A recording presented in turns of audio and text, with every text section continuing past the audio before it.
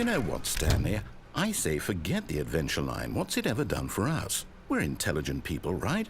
Why can't we make up our own story? Something exciting, daring, mysterious. Ooh, this all sounds perfectly doable. Why don't we simply start wandering in, well, I don't know. How about this direction?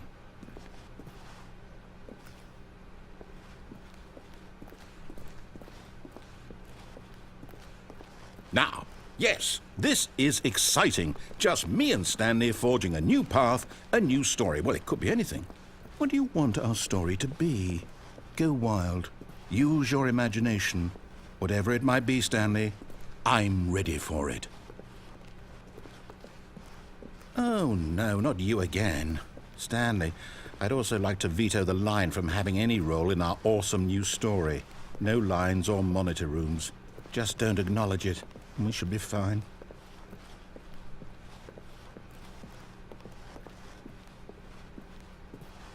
Ah, a choice. We get to make a decision. From here, the story is in our control. How important we mustn't squander the opportunity. In fact, I believe I need a minute to think here. Just walk in circles for a minute. Okay, so I know that each door has to lead somewhere, which means that somewhere at the place where we're trying to go, there must be a reverse door that leads here. And that in turn means that our destination corresponds with the counter-inverted reverse door's origin. So starting from the right, let us ask, will taking the right door lead us to where we're going? And since the answer is clearly yes, then by all accounts, the door on the right is the correct one. Another victory for logic. Come, Stanley, our destiny awaits. Oh, hold up, what's this? The confusion ending. You're telling me that's what this is? It's all one giant ending? And we're supposed to restart the game, what, eight times? That's really how all this goes? It's all determined? So now, according to the schedule, I restart again. Then what? Am I just supposed to forget? Well, what if I don't want to forget? My mind goes blank simply because it's written here on this thing, wall. Well, who consulted me? Why don't I get to decide? Why don't I get a say in all of this? Is it really? No, it can't be. I don't want it to be. I don't want the game to keep restarting. I don't want to forget what's going on. I don't want to be trapped like this. I won't restart the game. I won't do it. I won't do it. I won't do it. And the timer stopped? Does that mean, did we do it? Did we break the cycle? The, whatever it is that made this schedule? How would we even know? Will someone come for us? Will something happen? So, okay. I guess now we just wait, you know. I suppose in some way that this is a kind of story, wouldn't you agree? I'm not quite sure if we're in the destination or the journey, though they're always saying that life is about the journey and not the destination, so I hope that's where we are right now. We'll find out, won't we? Eventually. Well, in the meantime...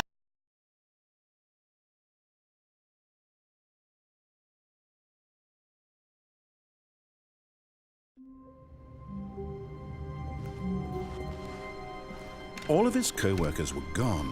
What could it mean? Stanley decided to go to the meeting room. Perhaps he had simply missed a memo.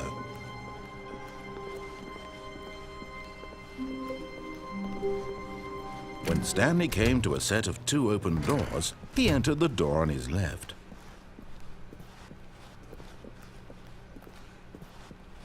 Yet there was not a single person here either. Feeling a wave of disbelief, Stanley decided to go up to his boss's office. Coming to a staircase, Stanley walked upstairs to his boss's office.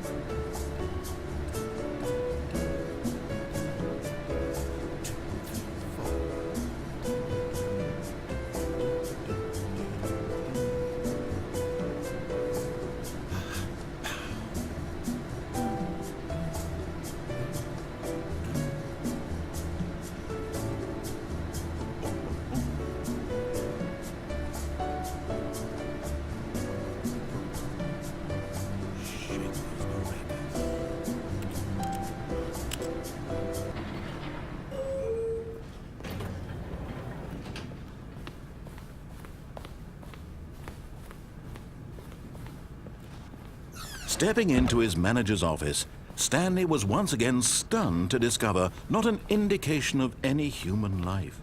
What could it mean? Stanley wondered aloud to nobody. He began wildly tearing through papers on the... Stanley was in such a rush to get through the story as quickly as possible, he didn't even have a single minute to just let the narrator talk. That kind of anxiety isn't healthy, so he relaxed for a few moments with some calming New Age music.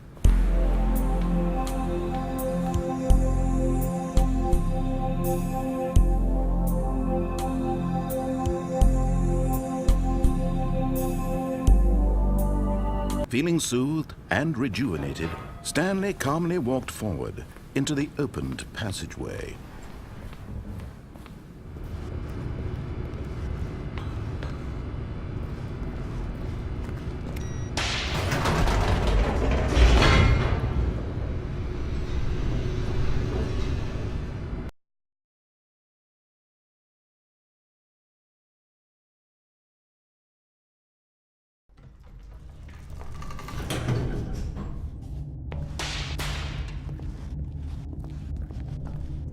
Stanley walked straight ahead through the large door that read Mind Control Facility.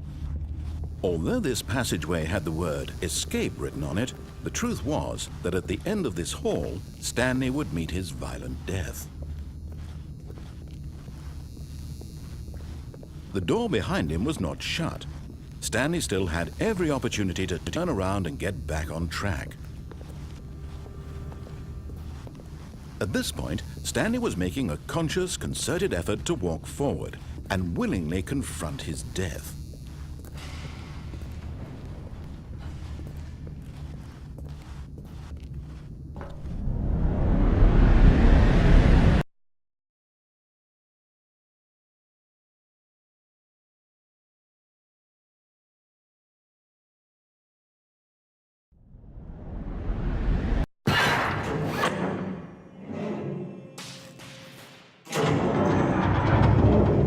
As the machine whirred into motion and Stanley was inched closer and closer to his demise, he reflected that his life had been of no consequence whatsoever. Stanley can't see the bigger picture. He doesn't know the real story, trapped forever in his narrow vision of what this world is. Perhaps his death was of no great loss, like plucking the eyeballs from a blind man. So he resigned and willingly accepted this violent end to his brief and shallow life. Farewell, Stanley.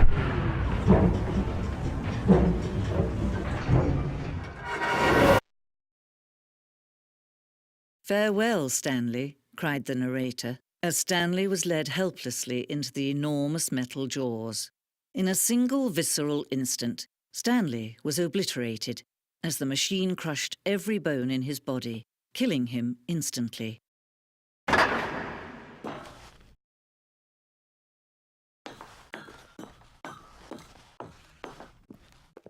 And yet it would be just a few minutes before Stanley would restart the game, back in his office, as alive as ever.